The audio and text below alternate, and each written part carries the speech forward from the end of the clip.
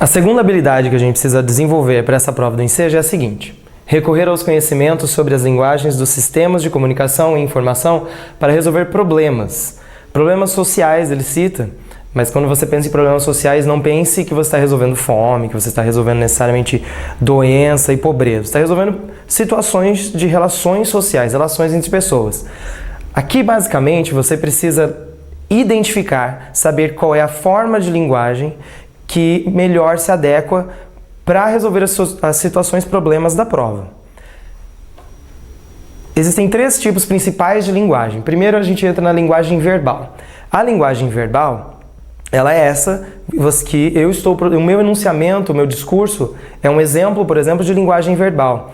Uma placa, se ela utiliza de palavras para passar informação, ela está se utilizando da linguagem verbal para transmitir uma informação, ou seja, para resolver esse problema social que seria do aviso da placa contra alguma coisa. Por exemplo, não fume, ou então não estacione aqui, ou vaga para deficientes. Isso são exemplos de linguagens verbais, quando exclusivamente palavras estão na placa ou nos sinais. A linguagem não verbal, ela entra quando nós entramos no mundo sem palavras, digamos. Quando você usa de imagens, de charges, de desenhos, pinturas, gestos, de sons, de qualquer coisa que não envolva o uso de palavras. Um poema, por exemplo, um texto, uma placa como uma placa de pares são exemplos de linguagem verbal, porque utilizamos palavras para veicular essa informação.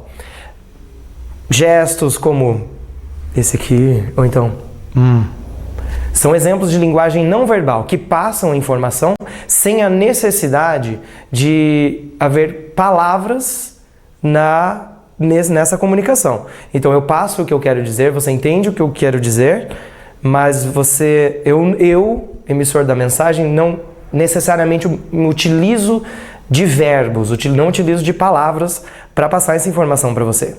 Sabe quando alguém faz assim? Né? Fica bem claro assim. Fica bem claro o que a pessoa quer dizer quando ela faz esses gestos. Nós temos também um outro exemplo de linguagem que seria a linguagem mista. A linguagem mista nada mais é do que uma mistura uma mistura das linguagens verbal e não verbal. Basicamente assim.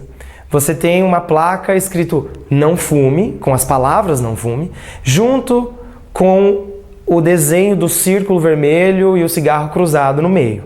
Este é um exemplo de linguagem mista. Você combinou palavras e elementos visuais para passar essa informação, dando origem. Isso se encaixa no que a gente chama de linguagem mista. Outro exemplo que a gente pode citar de linguagem mista é quando você tem performances, por exemplo. Performances é um cantor que está dançando para representar a música e ao mesmo tempo está cantando o que está dançando, por exemplo. Peças teatrais são bastante mistos, porque tem bastante linguagem não verbal e bastante linguagem não verbal, coisas que a gente precisa prestar atenção para conseguir identificar outros sentidos daquilo que as pessoas querem dizer. Como, por exemplo, quando a pessoa diz, tá ótimo. Né? Será que está ótimo mesmo? O que a linguagem não verbal está dizendo sobre isso? A partir da linguagem verbal, a gente entende que está ótimo, mas o meu não verbal, que seriam os meus gestos corporais, já trazem uma outra carga para o que eu disse. Um exemplo de linguagem mista.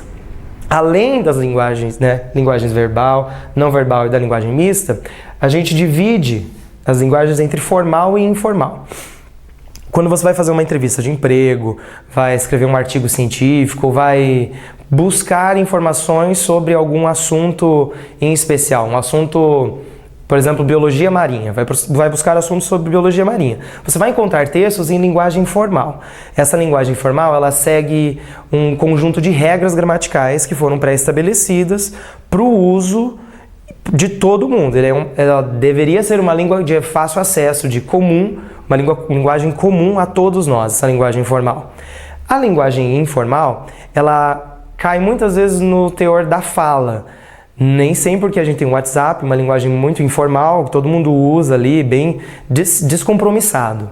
É uma fala, é um falar sem preocupações gramaticais, sem se preocupância com concordância, com concordar em número, em gênero, sem esse tipo de preocupações, em plural. Estou falando os meninos ou os menino, tanto faz. Aqui a linguagem informal ela é bem tranquila, bem cheia de leveza, enquanto a linguagem formal, não, ela é padrão, ela é padronizada, ela precisa ser, ela é esquematizada e ela precisa ser aprendida.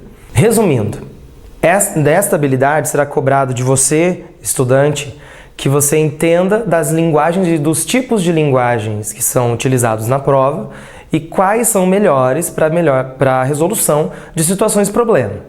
Nós temos a linguagem verbal, que é aquela que utiliza palavras para transmitir informação, para veicular, para que a comunicação aconteça aqui na linguagem verbal. Precisamos de palavras, de verbo, de palavras. Então, não necessariamente a fala, mas também pode ser a linguagem escrita.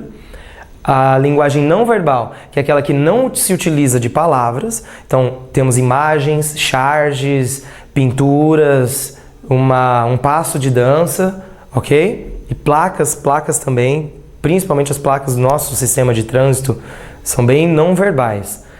E a linguagem mista, que é quando você mescla a linguagem verbal com a linguagem não verbal. Basicamente, quando você tem uma mistura das duas, você tem tanto a imagem quanto as palavras.